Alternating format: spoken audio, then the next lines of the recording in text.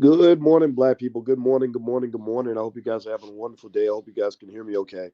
Do me a favor, as you come into the chat, please give me a quick audio check. Let me know you can hear me. Let me know you can hear me. Give me a yes on the chat if you can hear me, or put your B1 in the chat. Put your B1 to let me know that you're black first. Welcome to drboycetv.com, the home for intelligent black people.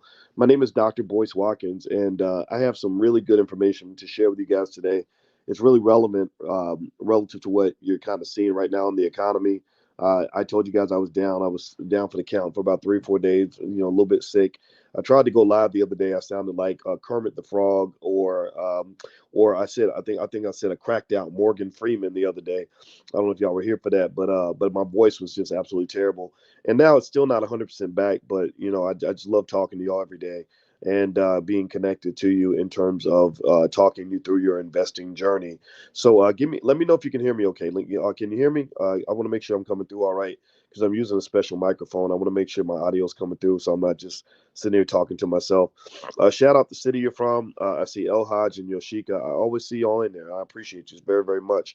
TC, good morning to you. Jared Reddix, B1 Chicago. Michael Brown says yes. Thank you, Michael. Thank you, Yoshika. I appreciate your well wishes, sister. God bless you too. La Rosaline and El Haj, and let's see who else is in here. Anyway, all right. So let me get started. Ron from Naptown and TC's out of Phoenix. Nice. Lene Javet's out of Phoenix, and she's doing a special conference today. Called the Black Power Her Conference, which has like 26 of the most dynamic black female millionaires you'll ever see in your life. I'm talking about women who are just killing it, like Constance Carter, who runs the largest black-owned real estate firm in California. And I'm gonna put her URL on the screen. The conference just started, and you guys may want to check it out because I know that a lot of people will make you think you got to pay thousands of dollars to be in the room with millionaires and all that. I think Lene's ticket is like $100 or $200 or something like that. So you may want to take a look. It's blackpowerherconference.com. I'm trying to put it on the screen, but it looks like it's giving me some weird issues here. But it's blackpowerherconference.com. So take a look at that. Because here's the thing: even if you're not a woman, we can learn a lot from women. Remember, black women are the strongest business creators in the country right now. Black women are creating more businesses than any other group of people in this country, and they are just literally setting the trend. Now, there's still work to do because most of these businesses, because black women are so hardworking, some of y'all still don't realize that you don't have to do all the work all by yourself. So most of these businesses are what they call solopreneur businesses, where you got one person who's doing everything.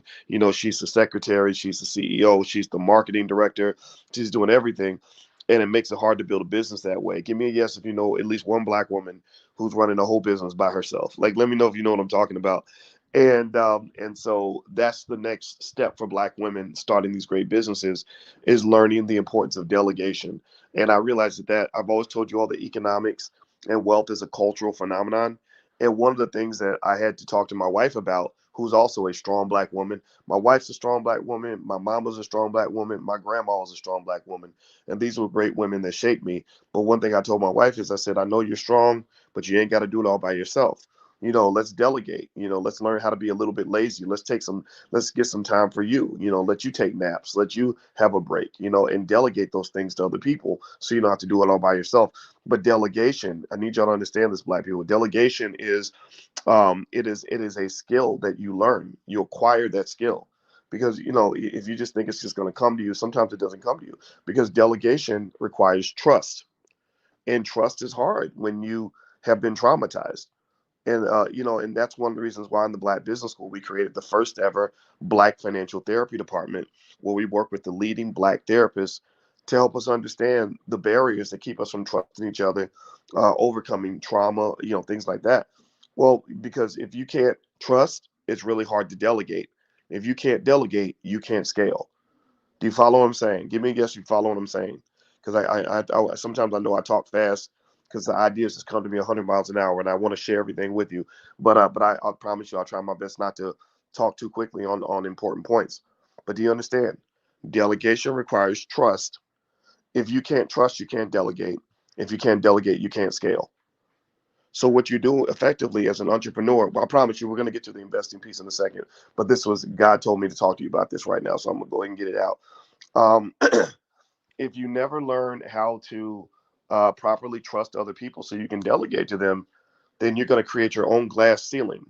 You effectively create your own glass ceiling because you get to the point where you say, you do stuff that we typically do. Like, if like that whole thing, like if you get mad and somebody ain't doing something right, you're like, man, forget it. I'll just do it myself. I just forget it. I'll just do it. Right. That's what I do. I do that too. And I realize I can't do that because if I try to do everything, then the company can't run as effectively as another company that's got 40 people doing 40 different jobs.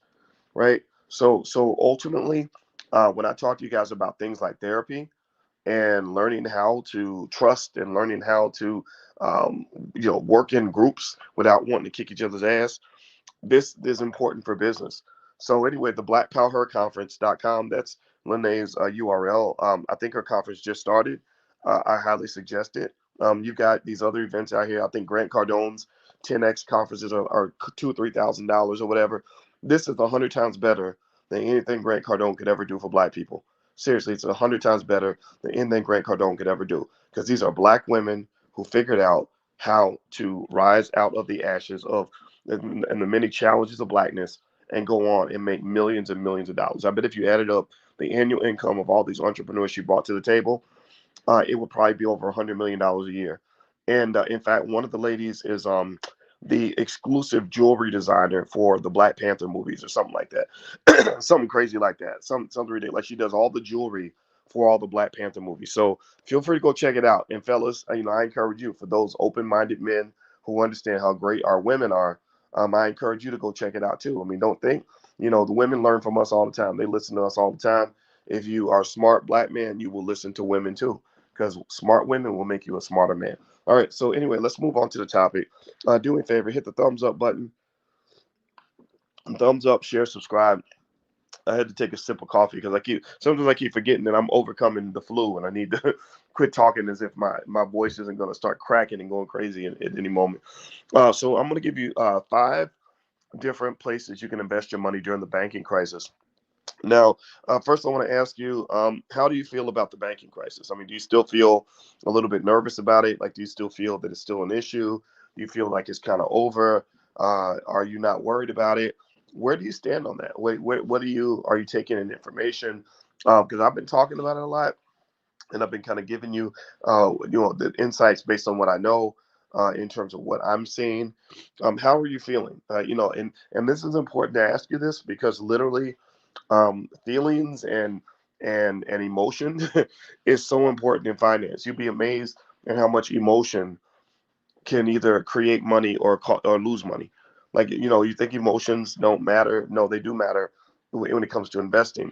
And that was one of the big dilemmas we had in graduate school is all of our mathematical models assume that human beings were without emotion, that they were completely rational, that they didn't get scared and didn't get greedy and all this other stuff. And I just thought that was hilarious. But it made the mathematics work and it looked good in an academic paper, but it didn't apply in the real world. Well, what I'm going to do is talk about some places you can put your money. I know some of you have been asking me, what should I do with my money? Now, this is not investing advice. This is just Dr. Boyce's 2 cents. So let me tell you 5 places that traditionally work pretty well in terms of places you can invest your money during a banking crisis. All right. So one of the first places that people put their money during a banking crisis is they turn toward gold. Okay. Gold is traditionally a safe haven for particularly for inflationary times. Gold is a place where you put your money. When you feel like the paper currency is a little bit flimsy, gold maintains its value very, very well, even when times are rough. If we ever had like some sort of war or whatever, the price of gold would shoot through the roof. So having a little bit of gold in your portfolio is a good general idea. Especially, it's more defensive. It's just like in football. If you are the coach of an NFL team, you might spend money hiring a really good defensive back to help you play defense. The defensive back isn't going to score you any points, but they can keep the other team from scoring points against you. The second place that people tend to put their money, or recently especially, and this has been true maybe in the last 5 years or so, is actually, believe it or not, Bitcoin. Bitcoin has been a beautiful hedge against the banking crisis. And this really is kind of redeeming for Bitcoin because before Bitcoin and crypto in general was kind of being seen as like the financial ghetto. You know, when you had the thing with Sam Bankman Fried out here just stealing everybody's money, you had, you know, all these other crazy things happening in the world of crypto. And then you saw well, what bank was it? Oh my goodness, Silvergate Bank go down because they were connected to crypto. You saw these crypto billionaires all going to jail. And by the way, some of those crypto billionaires, those crypto founders, are being found dead in the ocean. Did y'all know that some of them are going out? Like I think 3 or 4 of them within a 1 month period had quote unquote gone for a swim and drowned while they were out swimming. And and I'm gonna tell you why I think that this was happening. I felt that it was happening because crypto, unfortunately, is a heavy target for money laundering. Crypto is, and what they say about the art industry, any places where they're overpaying for stuff, any place where they're paying stuff, and you're like, why would somebody pay $300,000 for an NFT? Well, that's because they're laundering money, most likely, right? So you got to be real careful going into those markets because they're shady as hell. But all the while, Bitcoin has been astonishingly consistent in the middle of all the chaos. I mean, Bitcoin has been the OG of the crypto crisis. And I'm going to tell you, there's one brother I saw, I don't remember his name, but I was real impressed with him. They called him the original king of crypto. And and I don't have his name in front of me, but I got to look him up because I was really intrigued by his story. But this young brother, maybe in his 30s, had become a multi-billionaire on crypto. And eventually, I think the feds pressed charges against him. He got arrested. He got house arrest or something. But one thing that he said that was really intriguing was he said in the next cycle, he sees Bitcoin going to $1 million. He literally said that. Now, a million is lofty, but I've told y'all, I don't think a quarter million is out of pocket. I don't think 150,000 is out of pocket. I'm going to tell you, if Bitcoin can maintain its value the way it has during this particular downturn, what the hell do you think Bitcoin's going to do when the economy takes off? Lord Jesus. If this is the price Bitcoin can maintain when everybody's scared, imagine the price that Bitcoin will go to when everybody is greedy and wants to take risk again. Do you understand what I'm saying? I'm saying it slowly because I'm hoping you'll hear me. I'm not giving you investment advice. I'm not telling you to go buy Bitcoin. I don't do that. But I am telling you that I am stocking up on this stuff like a squirrel saving nuts for the winter. I'm not playing with it. You know, don't get me wrong. Remember, with investing, nothing is 100% guaranteed. Like nobody knows for sure what's going to work and what isn't going to work, right? I mean, you try stuff, some stuff works, some stuff doesn't. But this is one where I would not be surprised if 4 years from now we go back in the year 2027 and we listen to this podcast 4 years from now because I still got podcasts from 2019. I got podcasts from 2015. I got podcasts from 2011. And I bet you that in 4 years, I'll be able to come back and listen to this podcast and say, see, remember when I told y'all that? So there we go. Do me a favor, hit the thumbs up button, thumbs up, share, subscribe if you have not done it yet. You're watching drboycetv.com, the home for intelligent black people. My name is Dr. Boyce Watkins. This podcast can also be found on Spotify. Just look up the Dr. Boyce Breakdown. And here's my new best-selling book, Amazon best-selling book. It's The 10 Commandments of Black Economic Power, and it is 10 simple steps and rules that any family can apply that will build generational wealth for the next 200 years. The reviews are outstanding. You guys love it. I appreciate your support. And also, I guarantee that when you get it, it's going to change your life. So please feel free to go take a look at the book if you get a chance to go visit Amazon. And also, I'll be in Houston April 21st doing a 2-day Black Wealth Boot Camp, a deep dive training on generational wealth. And we're going to use this book as the template, and we're going to focus on getting off the corporate plantation. So if you'd like to join us in Houston, fly on down. Just go to boycewatkins.com. All right, so let's keep going. Let's hop into the next one. So we talked about gold and Bitcoin as two places you can invest to protect yourself during a banking crisis. The third area that people are looking at is government bonds. Government bonds like treasury bills and stuff like that Typically, historically, they weren't a great investment because interest rates were so low. It was almost like a joke to buy government bonds. Now they look pretty good. Now you preserve your capital, and you're going to get slow, steady growth in your money. This is something that it isn't going to make you rich. It doesn't make you rich, but it can keep you rich, right? Or it can at least protect what you have. And what happens is that when the economy starts to dip, people start getting obsessed with what they can protect. So if you're trying to protect something, don't be afraid to look into government bonds. A lot of people are turning back to those because the economy has been getting a little bit weird, and they're worried about what's going to happen if these banks fail. A lot of money has been moving since the bank failures began. A lot of money has been moving. In fact, let me take one sip of my coffee so I can clear my voice, and I'm gonna explain that. So hit the thumbs up button while I do that. Okay. All right. So I cleared my throat a little bit. Y'all gotta forgive me, because I'm still working to get through this cold. So every time I talk, I gotta do something to clear my voice again. But a lot of money's moving. I saw a report that said that $200 billion was moved out of, I want to say, was borrowed from the Federal Reserve by different banks trying to use the lender of last resort to shore up their finances. Also, large banks were getting deposits that used to be at smaller regional banks. So a lot of smaller regional banks are the ones that are having the most trouble. The big banks are actually benefiting from the troubles of smaller regional banks. So eventually, what's going to probably happen, most likely, is we're going to head in the direction of a more nationalized banking. You're going to have more of these big Goldman Sachs type companies, Chase, Bank of America, holding most of the deposits. I think that's a crappy system. It really irritates me. I like those banks that support the little guy, and I do think it is kind of a silly game. But when you have the failure of Silicon Valley Bank, and then you saw what happened with First Republic, those crises made a lot of people afraid of mid-sized banks.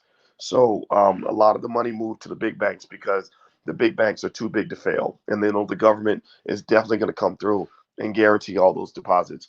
Now, here's my thing. Remember that all your deposits are guaranteed up to $250,000, right? So if you have less than 250K in the bank, then you don't have to worry about anything. Just know that your money is protected. So if you like your little credit union, or you like your regional bank, or you like the banker around the corner who knows your name, it's okay to keep your money there. One thing you should not do, though, in my opinion, is if you have a substantial amount of money, say more than ten or $20,000, I wouldn't put it all in one bank. I wouldn't put it all in one place, and I would spread it out amongst different investments. That's a fundamental rule of investing. Never put all your money in one place. Another area to put your money during a crisis, or to protect it in general, is real estate. Real estate is not just a good hedge or a good diversification strategy during bad times. It also works really well during good times. During 2020, when the stock market was shooting up, up, up, I started getting a sense that the market was overpriced, that there was a little bit too much insanity going on in the market. So I told my wife, I said, I want us to take a big chunk of our stock portfolio and pull some money out and buy some real estate. I said, we got to get our money in another place because eventually these stocks are going to start tanking. And I'll be damned if it didn't happen a year after we bought the house. Now, it was crazy because the real estate market was hot too. And we had to fight to buy that property. I mean, we had 20 other buyers. We had to race to get this house, but we got it. We rented it out. It's an income generating property, it's an appreciating asset. It was diversified away from the stock market. So when the stock market crashed, we were okay. So real estate is a good traditional hedge. So keep that in mind. The last one, the last area that people put their money in order to protect it is in what they call defensive stocks. Defensive stocks include stocks in categories like the ones on the screen: domestic utilities, consumer durables, pharmaceutical companies, real estate or property markets. Like a lot of these REITs, real estate investment trusts, REITs, they tend to be pretty stable. So a lot of things in the areas of consumer staples tend to do pretty well. So a defensive stock is basically a stock of a company whose income doesn't change when the economy goes bad. Does that make sense? Like, so for example, Rihanna's company Fenty, they make makeup. Do you really think that if there's a recession, women are going to stop buying makeup?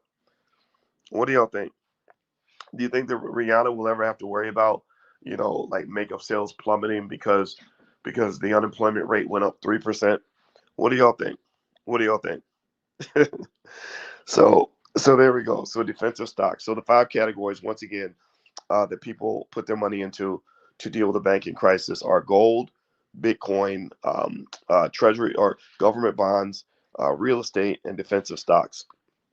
Now, I'd like to take a moment and give a shout out to my economic father, Dr. Claude Anderson, who has a great book that everybody should read.